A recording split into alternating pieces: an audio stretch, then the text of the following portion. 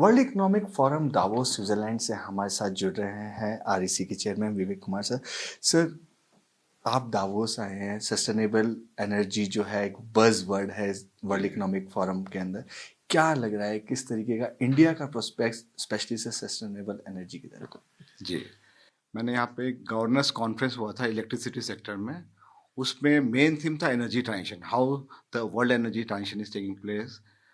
उस पे बहुत अच्छे सुझाव आए हैं, जैसे कि रिन्यूएबल एनर्जी इंटरमिटेंट होता है नेचर में, तो उसको to provide 24/7 power to the grid storage solution होना चाहिए। Evacuation of renewable energy through green energy corridor होना चाहिए। और सबसे बड़ी बात थी उसमें how to bring down the cost. उस पे बहुत डिटेल में विस्तार में चर्चा हुई और बड़ा अच्छा रोड मैप बना है। तो मेरा पूरा विश्वास है कि जो रोड मैप यहाँ पे डाइवोस से बना है वो एनर्जी ट्रांजिशन पूरे वर्ल्ड में फैलाने में काफ़ी सफल साबित होगा। सर, क्योंकि एनर्जी ट्रांजिशन एक बड़ा कॉस्टली अफेयर भी है। आप ट्रेडिशनल से सर रिन्यूएबल पे आ रहे हैं। तो उस फाइनेंस भी आपको चाहिए। तकरीबन जब रिन्यूएबल इन्वेस्ट हुआ 30 लाख करोड़ की बात हुई। तो सर, क्या यहाँ पे कुछ ऐसे लोगों से भी आपकी बातचीत हुई जिससे ये जो अभी आपका ट्रेडिशनल मोड है बोरिंग का वो चेंज हो सकता है, कुछ नए एवेन्यूज क्रिएट हो सकते हैं? जी जी, हमें इस डाइवोस के फोरम में, वर्ल्ड इकोनॉमिक फोरम में काफ़ी लोगों से चर्चा हुई है। जैसे टेक्नोलॉजी प्रोवाइडर, टेक्नोलॉजी से ही हमारा कॉस्ट में रिडक्शन हो सकता है, तो टेक्नोलॉजिकल सॉल्यूशन, इनोवेटिव सॉल्यूशन पे काफ़ी काम हो रहा है, जान के मुझे बड़ी प्रसन्नता हुई।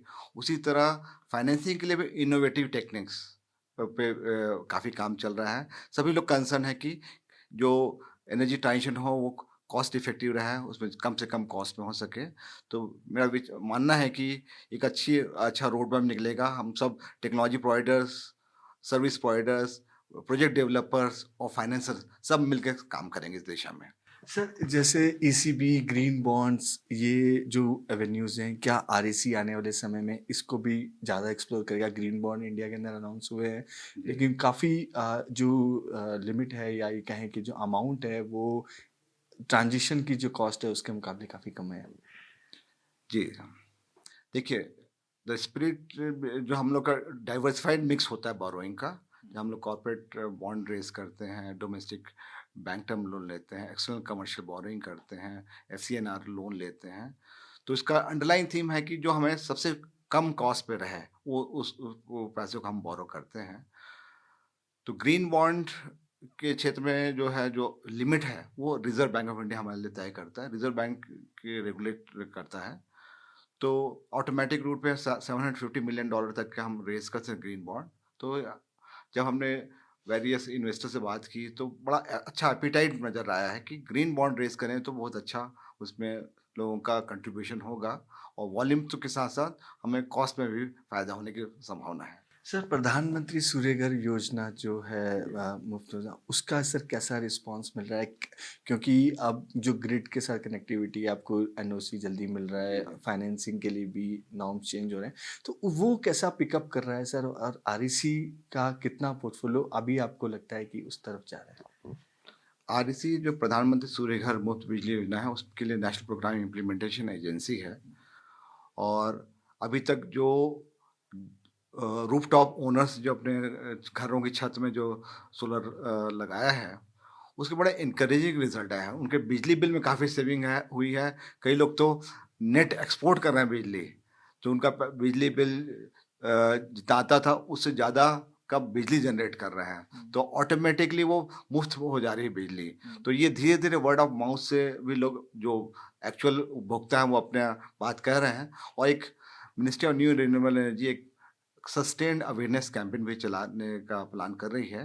तो मेरा विचार है कि ज़्यादा से ज़्यादा उपभोक्ताओं तक हम पहुंच पाएंगे और ज़्यादा से ज़्यादा उपभोक्ता रूफटॉप सोलर का फ़ायदा ले सकेंगे। क्योंकि सर आपके रिजल्ट्स अराउंड द कॉर्नर है तो मैं उस पर ज़्यादा बात नहीं करूँगा, लेकिन सर मेरी स्पेशली जो प्रधानमंत्री मुफ्त बिजली घर योजना है, तो इसमें हमारा पोर्टफोलियो कितनी लोन बुक अभी आपको दिख रही है? और एक ओवरऑल, यदि ओवरऑल पिक्चर की बात करें, क्वार्टर टू क्वार्टर नहीं सर, एक ओवरऑल आपको कैसी लोन बुक यहाँ पे दिख रही है? इसमें देखिए, प्रधानमंत्री सूर्य घर मुफ्त बिजली योजना में हम लोग आरईसी रिटेल फाइनेंसिंग नहीं करता है।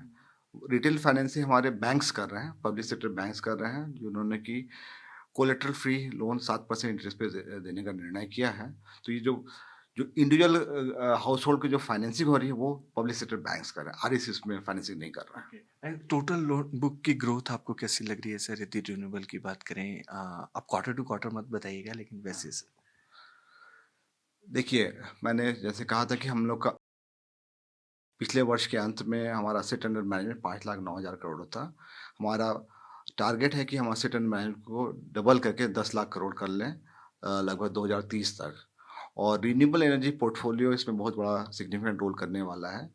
तो हमारा टारगेट है कि रिन्यूएबल एनर्जी पोर्टफोलियो हम लोग लगभग 3 लाख करोड़ का लोन बुक 2030 तक बिल्ड करें।